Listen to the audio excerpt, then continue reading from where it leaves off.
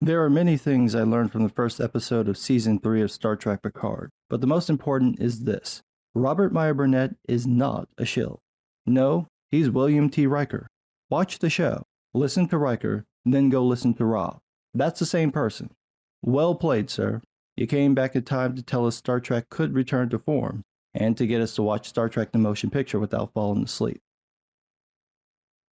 Sorry for the silence. I thought about the film and just dipped off.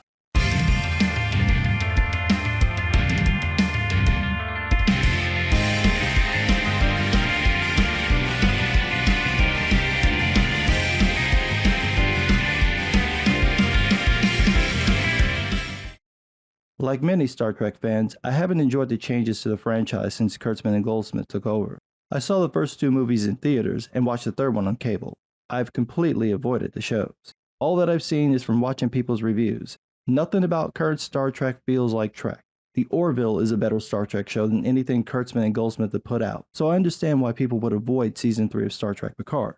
What I don't understand is the attitude that the season simply can't be good. It is possible for the show to improve.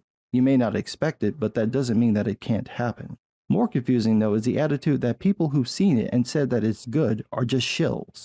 This isn't like with the Rings of Power where we had so-called Tolkien fans and scholars coming out of nowhere and praising the show.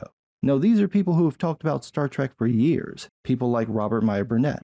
He's been very vocal about his criticism of current Star Trek. This is a man who works in Hollywood. He knows people involved with the shows. He's worked on home releases for the shows. He loves Star Trek the Motion Picture.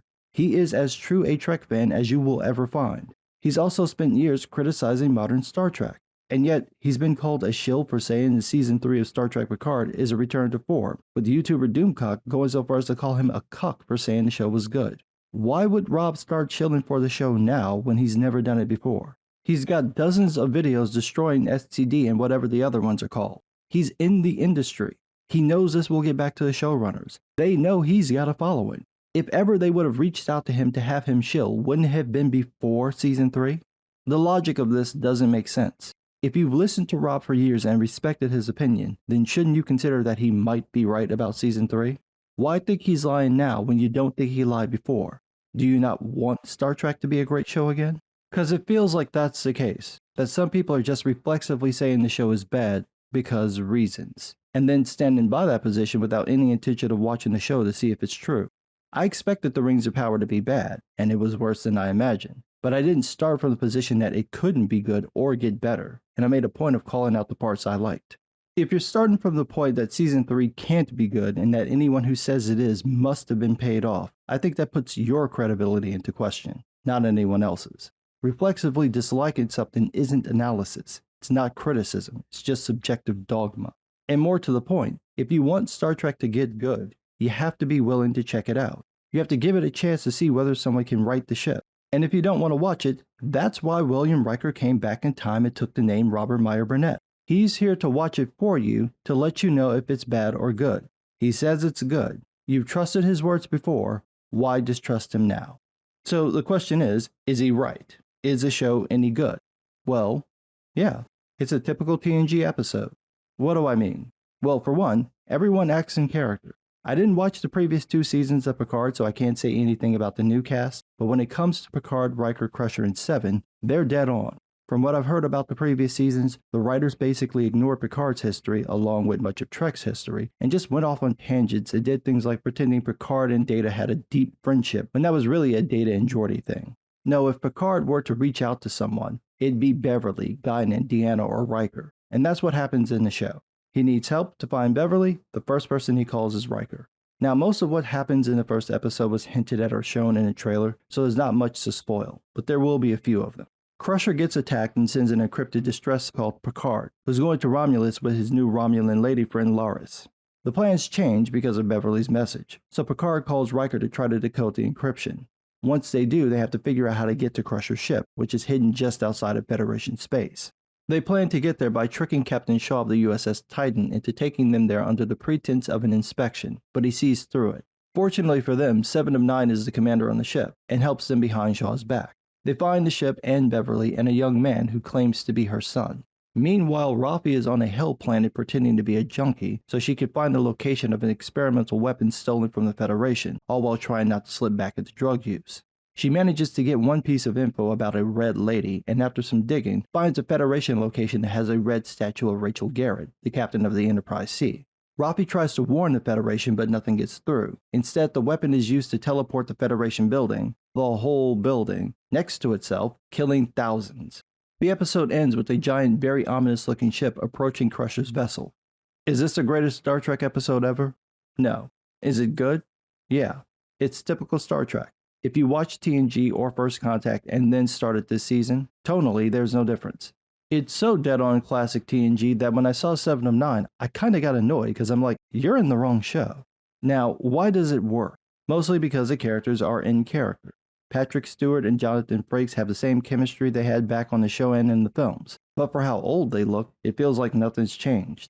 That's true with 7 as well. She acts in character. What she says is off. That's because of the previous seasons. How she behaves, her frustration, her coldness, her razor-sharp bluntness. Yes, I know that's an oxymoron. That is 7 of 9. The tone of the episode reminds me of The Undiscovered Country. It's the last hurrah for the TNG crew, and it feels like you're in for a banger of a ride. Terry Matalis has said in interviews that he drew from the TOS films, and that's definitely apparent in the episode. It looks closer to Trek in terms of the ship designs and the LCAR layout of the consoles. It would also appear that they went with the giant bridges from Star Trek Online, which I'm not a fan of, but it's not terrible. The look of the USS Titan has changed to a Neo-Constitution class, which looks great except for the extra thick neck. Hell, Rafi even uses an old-style flip communicator. I don't know why, but it's fine. Now sure, this could all be nothing but member berries. It's possible that we're being played the same way we were with the first 2 episodes of Kenobi, although this is a much better written episode. So I'm gonna wait and see what happens next. But overall, I like this. It feels like Star Trek, like someone took a typical TNG opening segment and stretched it out for an hour, but without it feeling like it was padded for time. The pacing is perfect, so perfect that I don't like having to wait a week to see what happens next. Right out the gate, it feels like whatever's starting the season off is not where it's going to go. It feels like it's building to something bigger, which is again another typical Star Trek trope. If the show can maintain this, I think we'll be in for some fun. I want that. I want a good Star Trek show again. Now, if the show lives up to the hype, my question is whether the powers that be will shift the other series to match this direction. From what Robert Meyer Burnett has said, that probably won't happen. However, that might change if the season gets over with the audience. It'll be harder for CBS to ignore that, although that doesn't mean that they wouldn't. I mean, we watched Warner Brothers jack up the DC films regardless of how people reacted to them. I'm hoping though that this season is good because I love Star Trek. When it comes to franchises, Trek was my first. I didn't get into the series until I was about 10 or 11, and it wasn't from watching the shows or the films, but because of some random kid I met at a theater.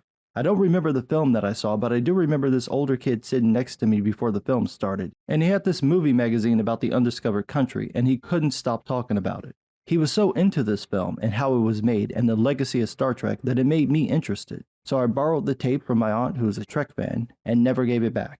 And after that, I was hooked. First with the films, then with the final season of TNG, then with DS9 when it wasn't interrupted by Cisco's favorite pastime, then with Voyager, which I watched from beginning to end. I even stuck around for the first 2 seasons of Enterprise. I love Star Trek and I want it to be good. I want it to be great. I want to be able to watch the show without my eyes rolling to the back of my head. So I'm hoping this season is good.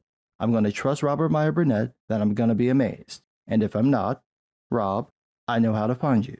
I will come and take all your copies of Star Trek The Motion Picture and give them to Kurtzman and Goldsmith to use as coasters for their granite tables. Oh yes.